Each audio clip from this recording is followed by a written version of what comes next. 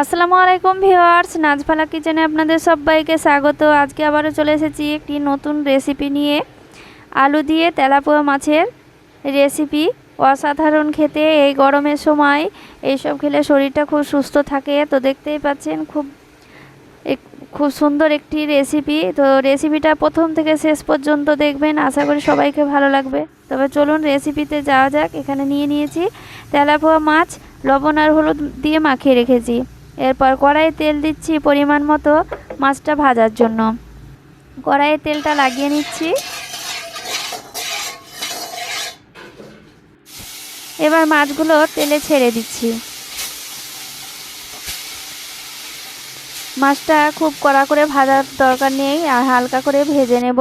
তো দেখুন এইভাবে ভেজে নেব। এবার মাছটাকে উল্টে নিচ্ছি।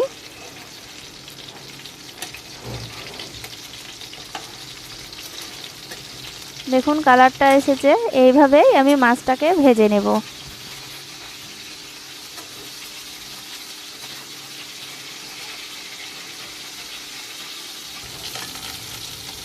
এই যে দেখুন ভাজা হয়ে গিয়েছে। এবার তুলে নিচ্ছি, মাছগুলো তুলে নিচ্ছি। এভাবে ভেজে নিয়ে ওই কড়াইয়ে দিয়ে দিচ্ছি গোটা জিরে, আর দিচ্ছি আলুটাও দিয়ে দিচ্ছি। লবণ আর হলুদ মাখিয়ে রেখেছি। এই আলুটাকে হালকা সেদ্ধ করে নিয়েছি। তো দেখতেই পাচ্ছেন, ভালো করে ভেজে নেব।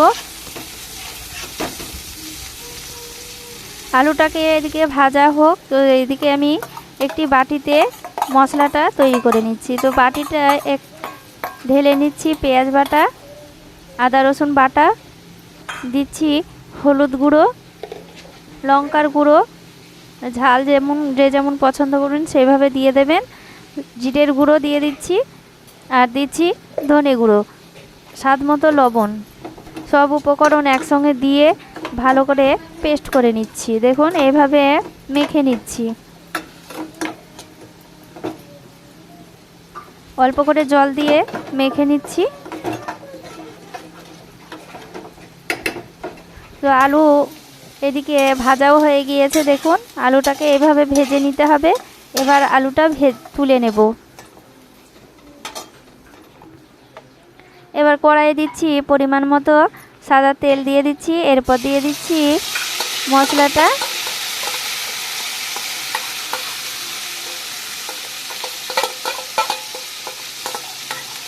মশলাটা দিয়ে দিলাম। এবার খুব ভালো করে নেড়ে নিচ্ছি। মশলাটাকে খুব ভালো করে কষে নিতে হবে। এখানে আপনারা পেঁয়াজটা ভেজেও রান্নাটা করতে পারেন। তো দেখতে পাচ্ছেন খুব ভালো করে মশলাটাকে ভেজে নিচ্ছি। তেলটাও ছেড়ে গিয়েছে আস্তে আস্তে, দেখতেই পাচ্ছেন। তো এখানে কাঁচা লঙ্কাটাও দিয়ে দিলাম। নেড়ে চেড়ে আলুটা দিয়ে দিচ্ছি। আলুটা দিয়ে আবারও নেড়ে নিচ্ছি।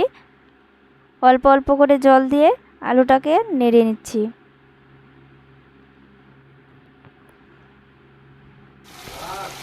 খুব ভালো করে কষে নিলাম। এরপরে দিয়ে দেব জল।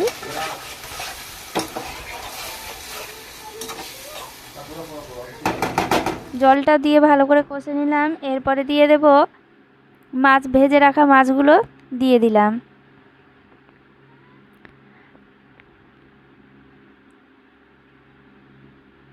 আবারও খুব ভালো করে নেড়ে নিচ্ছি।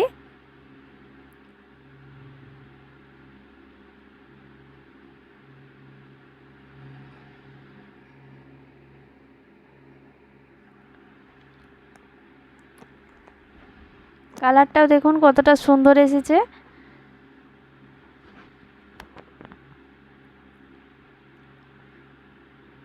আলুর সঙ্গে মাছটা দিয়ে আবারও কষে নিচ্ছি।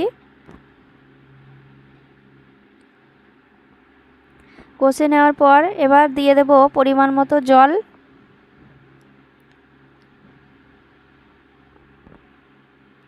জলটা দিয়ে আবারও ভালো করে নেড়ে নিচ্ছি।